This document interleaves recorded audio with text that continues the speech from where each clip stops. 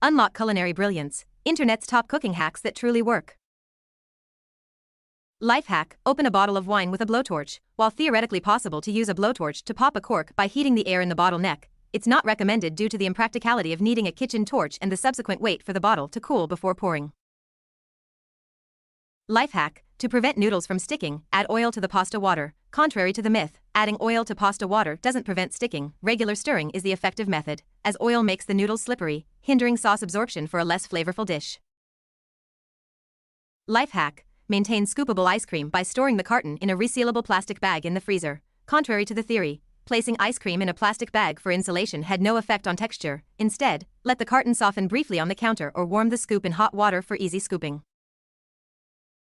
Life hack: prepare grilled cheese using a toaster oven for better safety and results. Avoid potential disaster by refraining from putting bread with cheese into a toaster turned on its side, as the dripping grease may pose a fire hazard. Instead, use a toaster oven, skillet, or panini press to prevent the unpleasant smell of burnt cheese in your kitchen. Which hack did you like? If you know any good hacks, please share it in the comments.